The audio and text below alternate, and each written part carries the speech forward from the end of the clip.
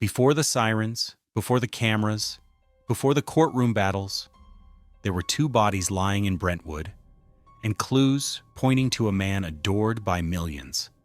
This case didn't just shock America, it broke it, and changed everything that came after. The O.J. Simpson Murder Trial, Chapter 1. The night America changed forever before the police sirens, before the trial that split a nation, before the world watched a white Ford Bronco race down the freeway. There was a dog, a quiet street, and two bodies lying in the dark. June 12, 1994, Brentwood, Los Angeles. A wealthy neighborhood where nothing terrible ever happens. A place where celebrities jog in the morning and sip wine on quiet balconies at night. But at 10:15 p.m., everything changed. Neighbors heard nothing. No screams, no struggle, no warning. Just silence. Until a blood-stained Akita wandered the sidewalk, whining, pulling strangers toward a gate. When they followed the dog, they froze. Nicole Brown Simpson, mother of two, 35 years old, lay face down at the foot of her doorstep, nearly unrecognizable. Beside her was Ronald Goldman, a 25-year-old waiter who had come only to return a pair of glasses. The scene was brutal, fast, personal. Whoever did this knew Nicole and wanted it to be intimate. Detectives arrived within minutes. Blood led across the walkway. A glove was found. Footprints ending abruptly in the shadows. And then someone recognized the victim's name: Nicole Brown Simpson, ex-wife of one of the most famous men in America, O.J. Simpson. By dawn, the investigation was everywhere. TV crews, satellite trucks, reporters elbowing each other for angles. This was no longer just a double homicide. It was the beginning of the most explosive trial in U.S. history. The question whispered across America was simple. Could a national hero, an NFL legend, a man beloved across the country, also be a killer? And if so, why? Chapter 2, The Evidence Starts Talking. Before sunrise on June 13, 1994, investigators gathered at the foot of Nicole Brown Simpson's walkway. Camera flashes lit the street. Reporters swarmed the neighborhood, but detectives were focused only on one thing. What happened here? And who did it? As the coroner moved the bodies, the clues began to reveal themselves. A trail of blood drops, a single leather glove, footprints made by an expensive size 12 Bruno Magli shoe, and bruising that suggested Nicole had been attacked by someone strong, fast, and furious. But the most chilling detail was this: the attack was silent. Whoever did this struck with precision. No hesitation, no panic, no wasted movement. This wasn't random. This was personal. The Bronco detectives drove straight to O.J. Simpson's Rockingham estate. When they arrived, something caught their eye immediately. A white Ford Bronco parked crookedly, as if abandoned in a rush. On the driver's side door, a smear of blood. No one answered the door. But when officers walked around the property, they discovered something else. A second blood-stained glove, the match to the one found at Nicole's home. This wasn't coincidence. This wasn't luck. The odds of two identical gloves turning up at two connected crime scenes? Almost zero. Inside O.J.'s bedroom, detectives found more blood drops. They noted cuts on his left hand. When asked about them later, O.J. gave different explanations. One moment saying he cut it on a glass, the next claiming he didn't remember how it happened. The investigation was moving fast. Too fast for O.J., who was now pacing, calling friends, rambling, panicking.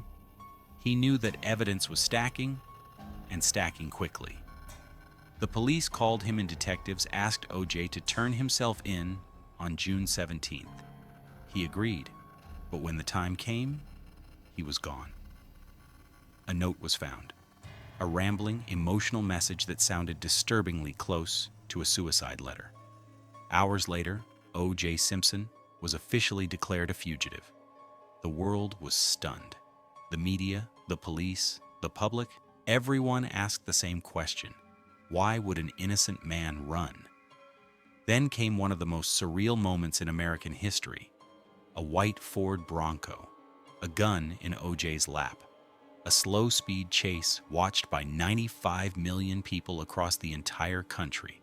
This wasn't just a murder investigation anymore. It had become a national obsession, and the trial hadn't even begun. Chapter 3. The trial that stopped a nation. The world had never seen anything like it. When O.J. Simpson finally surrendered after the Bronco chase, Los Angeles didn't breathe a sigh of relief. It held its breath. Because now came the trial. The cameras, the celebrity lawyers, the forensic battles, the racial tensions, the media circus that transformed a double homicide into the most watched courtroom drama in American history. Inside the courthouse, the tension felt electric. Journalists filled every seat. Helicopters hovered outside. People lined up at dawn, hoping to witness history or scandal unfold. And then O.J. walked in, suit pressed, jaw tight, eyes dark. A fallen icon now facing the possibility of spending the rest of his life behind bars. To defend him, he assembled what would later be called the Dream Team. Johnny Cochran, the charismatic master of persuasion; Robert Shapiro, the strategist; F. Lee Bailey, the legend; Alan Dershowitz, the legal scholar; and Robert Kardashian, O.J.'s longtime friend. His face pale each day, the evidence grew. Across the room, the prosecution prepared its case. Marcia Clark, tough, brilliant, relentless; Christopher Darden, determined to prove that justice applied even to superstars.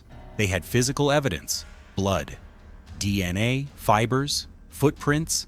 They had motive, a history of domestic violence, threats, jealousy, a marriage that ended in terror and fear. But the defense had something equally powerful: doubt. And in America, doubt can be enough to set a man free. The evidence takes the stand. Prosecutors presented the timeline with precision. The blood drops leading from Nicole's condo. The second glove found at O.J.'s estate. The Bronco smeared with blood belonging to 3 people: Nicole, Ron, and O.J. DNA science was still new back then. But the numbers were staggering. So precise that one expert said the odds of the blood belonging to someone other than O.J. were less than 1 in 170 million. Then came the shoes. The rare Bruno Magli shoes that matched the crime scene footprints. Photographs later emerged showing O.J. wearing the same model, despite him swearing under oath that he would never wear such ugly shoes. But the defense didn't try to disprove the evidence. They attacked the people behind it. They claimed the LAPD planted evidence. They claimed the crime scene was contaminated. They accused detectives of racism, corruption, and misconduct. And soon, the trial wasn't about Nicole or Ron anymore. It became a war over race, power, and trust in America's justice system. A war that played out on every TV across the country. Then came the moment that would change everything.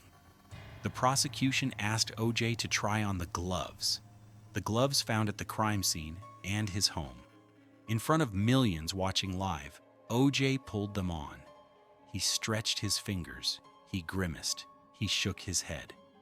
The gloves looked tight, too tight. Johnny Cochran walked back to the defense table, leaned into the microphone, and spoke 12 words that would echo across history. If it doesn't fit, you must acquit. And in that moment, the trial began to shift. Chapter 4. The verdict that split America.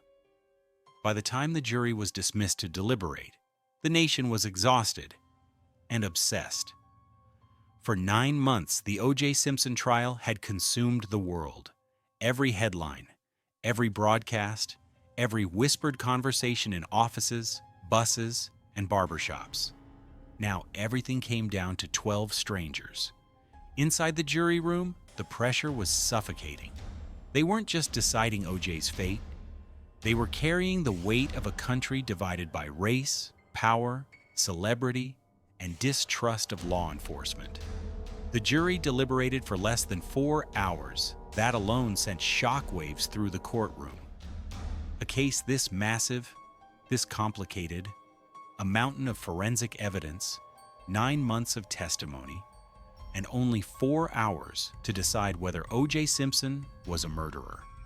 When the bailiff announced the jury had reached a verdict, people sprinted into the courthouse.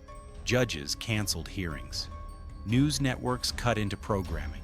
Schools paused class so students could watch. This wasn't just a verdict.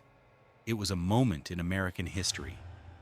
Inside the courtroom, O.J. sat stiffly, hands folded, eyes locked on the jurors as they filed in. Nicole's family held each other tightly in the front row. Ron Goldman's father, Fred, stared with burning grief. O.J.'s team looked tense. The prosecutors looked drained. The courtroom fell silent, so silent you could hear someone's breath tremble. The foreperson stood. The clerk asked the question the entire world was waiting for. We, the jury, in the above-entitled action, find the defendant, Orenthal James Simpson. A heartbeat. Dead air. Every camera zoomed in. Not guilty of the crime of murder.